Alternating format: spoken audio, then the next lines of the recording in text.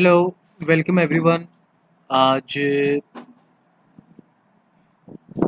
जो है वो न्यू टॉपिक के साथ मैं आया हूँ, header files in C plus plus. तो कोडिंग वाले भाई चैनल में आप सबको वेलकम।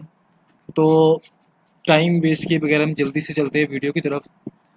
तो मैं जो है वो इस कंटेंट को जो भी लिखा हुआ है इसको रीड नहीं कर रहा, सिर्फ आपको सिंपल जो है आसान लफ्ज़ों में बताना चाह रहा हूँ कि ये चीज़ क्या होती है।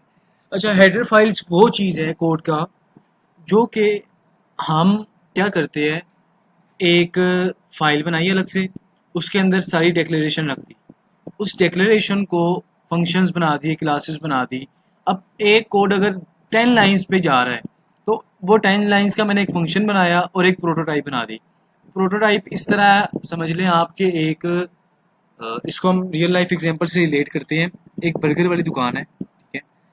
अब वो बर्गर जो बना रहा है, वो बन जो है बर्गर बन वो किसी और से परचेज कर रहा है।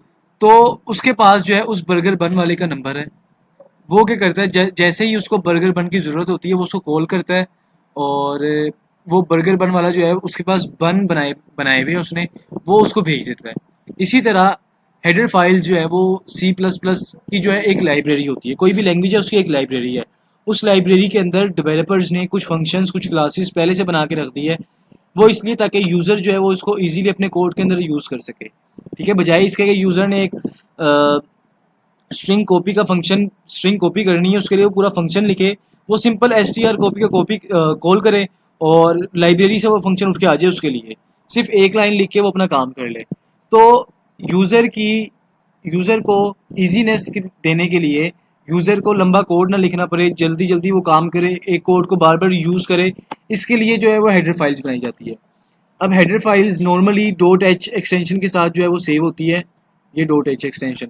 अब इससे होता क्या है, कंपाइलर जब देखता है किसी नाम के आगे डॉट एच लिखा है तो कंपाइलर को ये पता लग जाता है कि ये जो है वो एक हेडर फाइल है। तो कंपाइलर क्या करता है, सिंपल देखता है कि उसके पीछे कोई फाइल पड़ी है, वहाँ से जाके वो फंक्शन ले आता है जो फंक्शन ज़रूरत होता है। तो सिंपली हम इसको हैश इंक्लूड से जो है वो लिख रहे होते हैं सी प्लस प्लस के कोड के अंदर, हैश इंक्लूड आयो स्ट्रीम। आयो स्ट्रीम मतलब input output stream, input output जब भी हमने लेनी है तो उसके लिए हमें ये हेडर फाइल इंक्लूड करना ज़रूरी है, ठीक है। तो सी प्लस में स्टैंडर्ड लाइब्रेरी हेडर्स है। लाइब्रेरी मैंने बताया जैसे कि हर एक लैंग्वेज के जब कोई बनाता है डेवलपर्स जब कोई लैंग्वेज बनाते हैं उसके साथ वो लाइब्रेरी एक देते हैं जिसके अंदर पहले से कुछ कोड, कुछ फंक्शंस, कुछ क्लासेस डिफाइन होती है।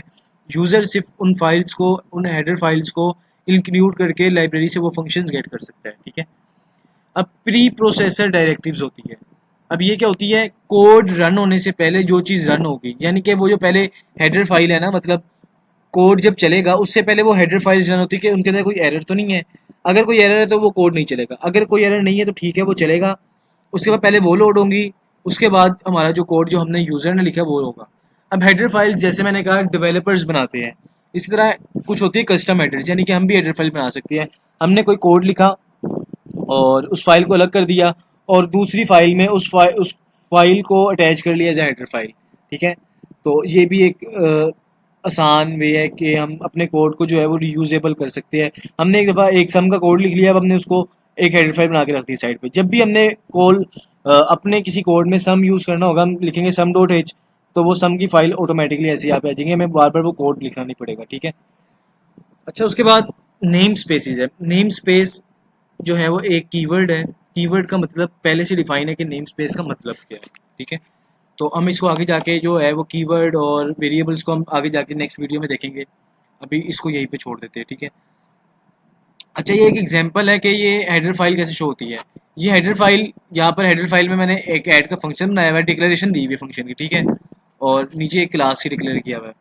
इसी तरह मैं क्या करता हूँ, सोर्स फाइल में आता हूँ जो dot C P P extension के साथ ऐड है। अगर नहीं एक्सटेंशंस का पता, dot C P P dot H समझ नहीं आ रहा, तो आप जाकर प्रीवियस वीडियो देख सकते हैं।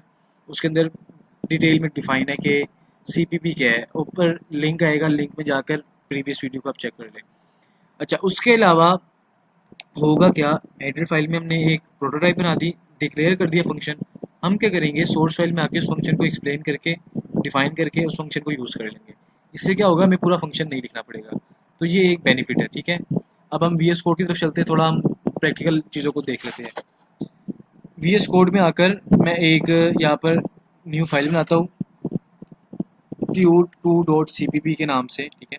cpp मैंने बता दिया, जब भी हम C++ की फाइल बनाएंगे तो हम उसको .cpp एक्सटेंशन के साथ ऐड करेंगे।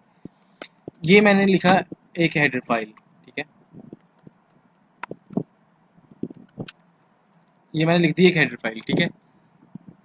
अच्छा, इसके बाद जो मैं अभी लिखने लगा हूँ ना, ये समझ ले कि आप जब भी आपने C++ का कोड लिखना है, आपने ये लाजमी लिखना है।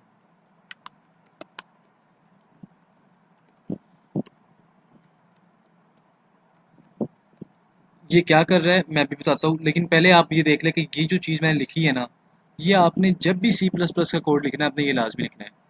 अच्छा, अब चलते हैं कोड की तरफ। एक छोटा सा रैंडम सा कोड बनाता हूँ मैं।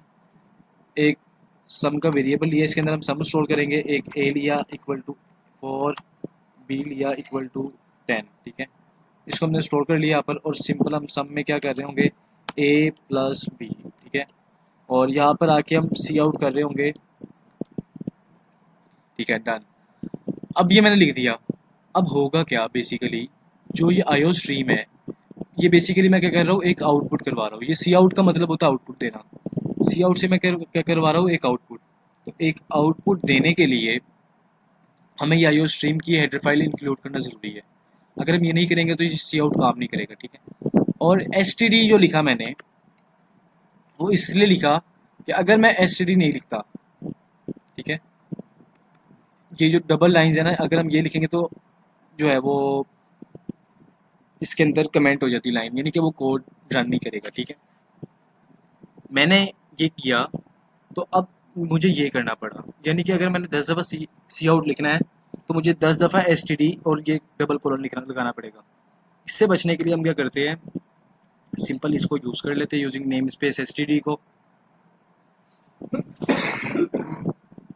इससे क्या होता है, इससे होता है ये है कि बार बार हमें एस टी डी और आगे डबल कोलन नहीं लगाना पड़ता।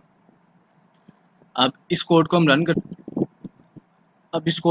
करते हैं, और रन करने के लिए सिंपल मैं यहाँ पर आऊँगा और इसको यहाँ से रन करूँगा।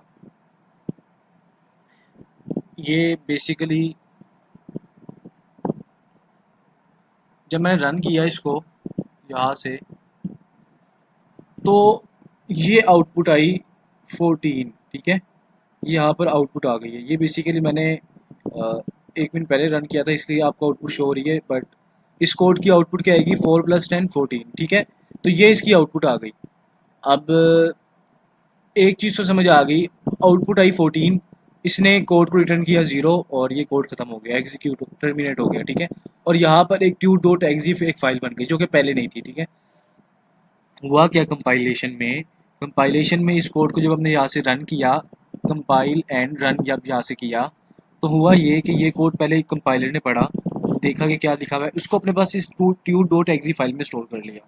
मैंने क्या किया फिर यहाँ पर .बैक स्लैश के साथ इस tut.exe फाइल को रन किया, और इसने मुझे output they the, the value of some is 14, ठीक है, जो कि यहाँ पे लिखा हुआ है, और आगे उसने सम प्रिंट कर दिया। तो इस तरह जो है वो कोड चलता है, सिंपल, ठीक है। वीडियो पसंद आई हो और एक से जो है हेडर फाइल समझ आ गई हो आप लोगों को, तो चैनल को सब्सक्राइब कीजिएगा, वीडियो को लाइक और शेयर कीजिएगा।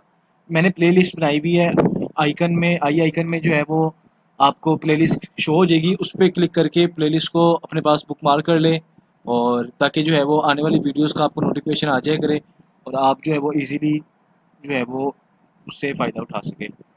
मिलते हैं अगली वीडियो में, तब तक के लिए अपना ख्याल रखिएगा।